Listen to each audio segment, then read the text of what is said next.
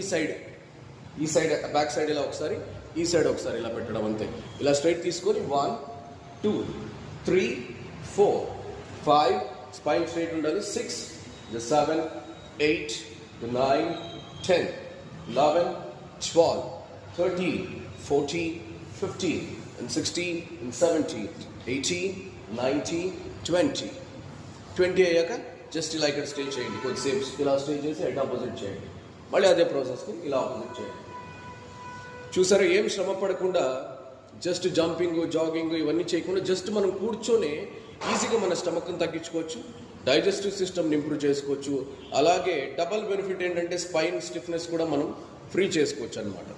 ఇలాగా ఇది కూడా ఒక 2 to 3 రౌండ్స్ చేసి మళ్ళీ రిలాక్స్ అయిపోయి మనం మళ్ళీ కొద్దిసేపు నార్మల్ బ్రీత్ తీసుకోవాలి. ప్రతి ఎక్సర్సైజ్ తర్వాత సమ్ నార్మల్ బ్రీత్ తీసుకొని నార్మల్ స్టేజ్కి రావాలి.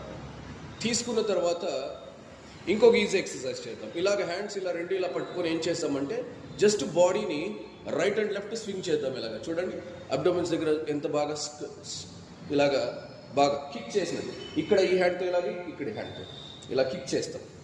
ఇలా కిక్ చేయడం వల్ల ఏమైపోతుందంటే మనము పాతకాలంలో ఇలా రుబ్రోలు ఉంటుంది చూసారా, ఇలా గ్రైండ్ చేస్తూ ఉండేవాళ్ళం. అలాగా స్టమక్ లోపల ఏమైపోతుందంటే గ్రైండింగ్ సెన్సేషన్ అయిపోయి lower abdomen, centre abdomen, side abdomens fat కరగడమే కాకుండా స్పైన్ కూడా బాగా తరిగి స్పైన్ కూడా బాగా టోన్ అయిపోయి బాడీ మొత్తం షేప్ అప్ అవుతుంది. ఇలా చూడండి, జస్ట్ ఇంతే. 1 చాలా ఈజీ. 2 జస్ట్ కూర్చొని మనం ఇలా చేసుకుంటూ పోవచ్చు.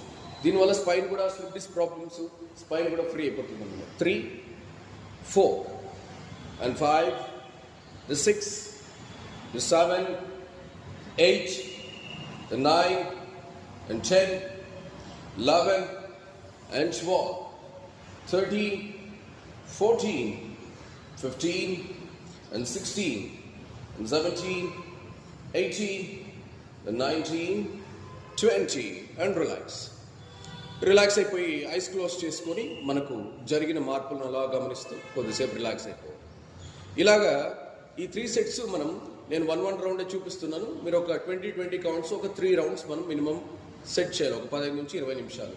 దాని తర్వాత 4th సెట్ మనం చేద్దాం. ఎలాగంటే ఈ హ్యాండ్ వచ్చి ఇలాగ 1 2 3 4 5 and 6 7 ఈ సైడ్ అబ్డోమిన్స్ కానీ ఈ సైడ్